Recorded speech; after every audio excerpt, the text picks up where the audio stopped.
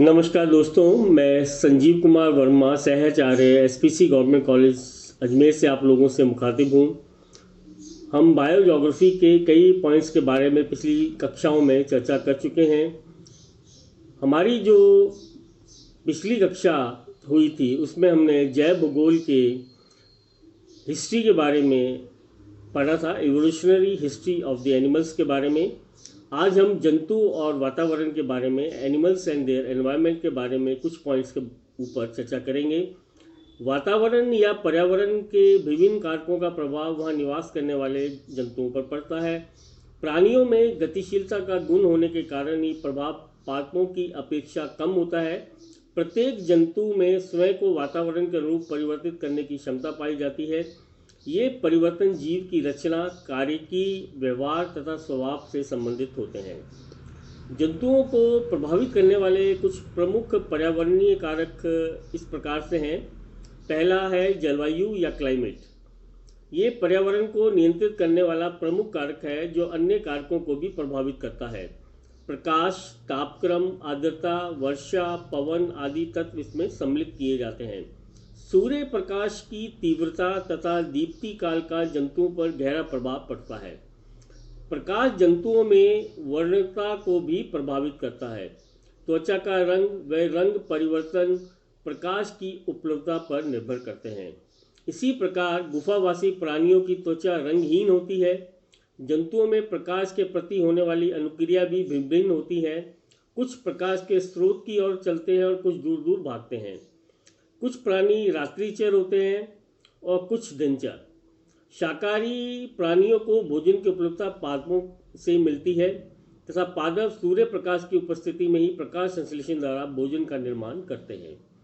तापक्रम का प्रभाव जंतुओं की विभिन्न क्रियाओं पर पड़ता है। जिस तापमान पर प्राणी अपने जीवन क्रियाएं दक्षतापूर्वक संपन्न करता है उसे अनुकूलतम तापक्रम कहते हैं। अधिकांश प्राणी अपने जीवन क्रियाएं 0 डिग्री से लेकर 45 डिग्री सेंटीग्रेड तक ही सीमित रखते हैं। जंतुओं की उपापचयी क्रियाओं, वृद्धि, विकास तथा प्रजनन पर तापक्रम का प्रभाव पड़ता है। प्रतिकूल तापक्रम से बचने के लिए कई प्राणी अपने बिलों पर गुफाओं में चले जाते हैं तो कई दूर स्थानों पर प्रवास कर जाते हैं। शीतकाल में साइबेरिया जैसे अत्यंत ठंडे प्रदेशों से सैकड़ों मील की यात्रा करते हुए अनेक पक्षी उष्ण प्रदेशों में आते हैं तथा तापमान बढ़ने पर पुनः लौट जाते हैं। घाना पक्षी अभ्यारण्य में आने वाले साइबेरियन सारस इसका सबसे श्रेष्ठ उदाहरण है। जंतुओं के वितरण पर भी तापक्रम एवं नियंत्रक कारक की भांति कार्य करता है। प्राणियों की प्रत्येक जाति में तापक्रम संबंधी एक निश्चित सहनशीलता परिसर पाया जाता है। अतः ये उन क्षेत्रों में ही वितरित होती है जहाँ तापक्रम इस परिसर की सीमा में हो। उदाहरणार्थ प्रवाल जो कोरल है वो 21 डिग्री सेंटीग्रेड से कम तापमान पर जीवित नहीं रह पाता है। अतः ठंडे सागरों में प्रवाल वृत्तियाँ नहीं मिलती। इसी प्रकार अधिकांश रेंगने वाले जीव उष्ण और उपोष्ण प्रदेशों में ही वितरित है। वर्षा एवं आर्द्रता का भी प्राणियों पर प्रत्यक्ष व अप्रत्यक्ष प्रभाव पड़ता है। अनेक प्राणियों में आर्द्रता के प्रति स्पष्ट सहनशीलता सीमाएं पाई जाती हैं। उदाहरणार्थ सिल्वरफिश नामक कीट के लिए प्रजनन हेतु 90% आर्द्रता अनुकूलतम होती है।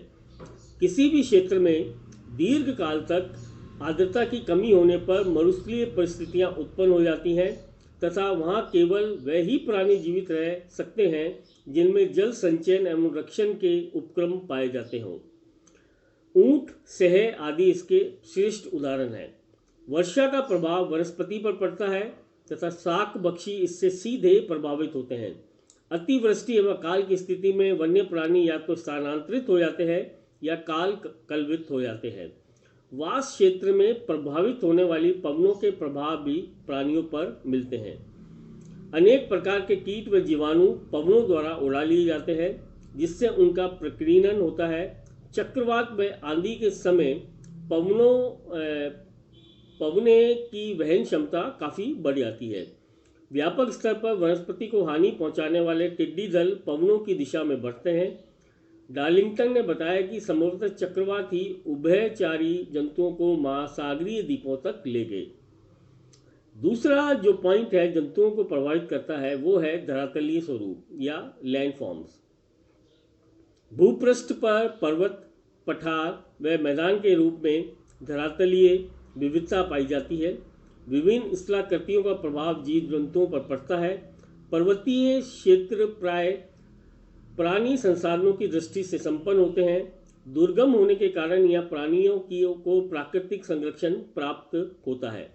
उच्च पर्वत श्रृंखलाएं प्राणियों के वितरण में स्थलाकृतिक अवरोध बन जाते हैं। उदाहरणार्थ हिमालय के उत्तर का प्राणी जात यूरोप से अधिक मिलता जुलता है, जबकि दक्षिण की ओर का अफ्रीका के समान है। अधिकांश मैदानी भागों में मानवीय क्रियाकलाप बढ़ने के कारण वन्य प्राणियों का अभाव मिलता है। तीसरा जो पॉइंट है वो है मृदा या सॉइल्स। प्रत्यक्ष व अप्रत्यक्ष रूप से विभिन्न जीव जंतु मृदा पर ही निर्भर होते हैं। अब विभिन्न प्रकार के मृदा प्रदेशों या भूमि तलों पर विशिष्ट प्रकार के अनुकूलित प्राणी निवास करते हैं। चट्टानी भूभाग एवं कठोर सतह वाले खुले प्रदेशों में हिरन व बारहसिंगे जैसे तेज दौड़ने वाले प्राणी पाए जाते हैं। महीन बालू वाले मरुस्थल में फैले हुए एवं गद्दीदार पांव वाले प्राणी पाए जाते हैं, जैसे ऊंट। इनके नेत्र, कर्ण व नासा छिद्र महीन रेत से बचने के लिए भली प्रकार से आरक्षित होते हैं। इन कैल्शियम की खोल वाले स्थलीय घोंगे उन मृदाओं में अधिक पाए जाते हैं जिनमें चूने का अंश अधिक हो। अनेक प्रकार के जीव मृदा में उपलब्ध कार्बनिक पदार्थों का भोजन के रूप में उपयोग भी करते हैं। चौथा जो पॉइंट है वो है जल राशियां या वाटर बॉडी। जीव मंडल के समस्त प्राणी किसी न किसी रूप में जल राशियों से प्रभावित होते हैं। जलचरों का तो घर ही जल राशियां है। अति सूक्ष्म प्राणी प्लवक से लेकर व्हेल जैसे विशालकाय प्राणी जल राशियों में ही पाए जाते हैं। जल के तापमान, लवणता, स्थिरता, स्वच्छता व गहराई का प्रभाव जलीय जीवों के वितरण पर पड़ता है। स्थलचरों के वितरण में जल राशियां अवरोध उत्पन्न करती हैं और महासागरीय धाराएं समुद्री जीवों तथा उनके पोषक पदार्थों के फैलाव में सहायक होती है। अगला जो पॉइंट है वो कहलाता है वेजिटेशन या वनस्पति। वनस्पति जलवायु, मृदा, जीव जंतु इत्यादि पर्यावरणीय घटकों को प्रभावित करती है। अधिकांश जीव जंतु आहार के लिए प्रत्यक्ष वनस्पति पर निर्भर करते हैं। वनस्पति के प्रकार व वितरण प्रारूप का प्राणियों के प्रकार व वितरण पर अत्यधिक प्रभाव पड़ता है। किसी प्रदेश में वनस्पति आवरण घटने पर शाकाहारी प्राणियों की संख्या कम हो जाती है तथा अंततः उस क्षेत्र के मांसाहारी जंतुओं की संख्या भी धीरे धीरे घट जाती है। उदाहरणार्थ यूरोपीय लोगों के आगमन से पूर्व तक उत्तरी अमेरिका महाद्वीप में बाइसन एक तरह का प्राणी है जो भैंस के बराबर का होता है, गवल कहते हैं इसको, का वितरण प्रेरी घास के मैदानों तथा मिश्रित घास भूमि तक था। कृषि की शुरुआत व अधिवासों के लिए निर्माण के कारण प्राकृतिक घास स्थलों का क्षेत्र सिकुड़ता चला गया। इसके साथ ही बाइसन के निवास क्षेत्र भी संकीर्ण होते गए। कभी रेड इंडियन की सामाजिक अर्थव्यवस्था का आधार रहा ये जंतु विलुप्ति के कगार तक पहुंच गया। वनस्पति व जंतुओं के सहचार्य का एक अच्छा उदाहरण उष्णकटिबंधीय प्रदेश में भी मिलता है।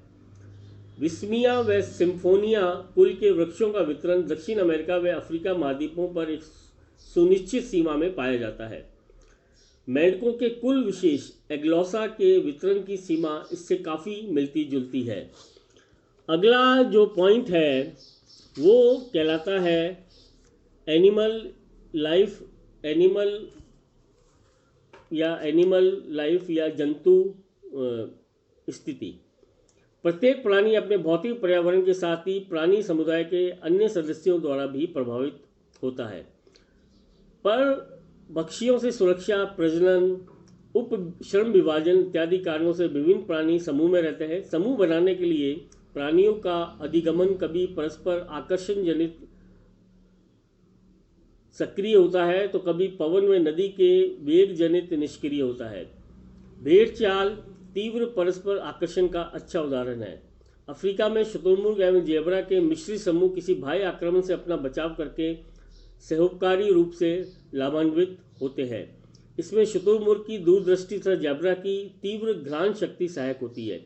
किसी क्षेत्र में जाति विशेष के प्राणियों की बहुलता होने पर उनमें भोजन व स्थान के लिए संघर्ष होता है और अतः कुछ ही लोग जीवित बच पाते हैं। प्राणियों की बहुलता उनके घनत्व, जन्म मृत्यु दर, वृद्धि स्वरूप से प्रभावित होती है। समूह में रहने की प्रवृत्ति तथा उच्च जन्म दर के कारण टिड्डी दल समूह में तूफान की तरह चल पड़ते हैं। दीमक तथा मधुमक्खियों में समूहों से संख्या में अचानक वृद्धि हो जाती है। प्राणियों की जनसंख्या तथा भोजन श्रृंखला में घनिष्ठ संबंध होता है। बढ़ते पोषण स्तरों के साथ प्राणियों की संख्या कम होती जाती है। उदाहरणार्थ, घास तल में सर्वाधिक संख्या शाक भक्षियों की होती है। परभक्षियों द्वारा इन पर नियंत्रण रहता है। शाक भक्षियों में परभक्षियों में संतुलन बना रहना आवश्यक है। पर्यावरण के जैविक कारकों में स्वयं मानव भी प्रभावशाली कारक है। मानव ने अनेक प्राणियों का पालतूकरण किया है या डोमेस्टिकेशन किया है। वन्य जीवों के वास क्षेत्र नष्ट होने तथा आखेट के कारण अनेक प्रजातियां लुप्त हो गई तथा अनेक संकटग्रस्त हैं। वर्तमान समय में मनुष्य ही जंतुओं के विलोपन का प्रमुख कारक बन गया है। अब हम अगली जो कक्षा होगी उसमें जंतुओं के वर्गीकरण के बारे में विस्तृत रूप से चर्चा करेंगे। धन्यवाद।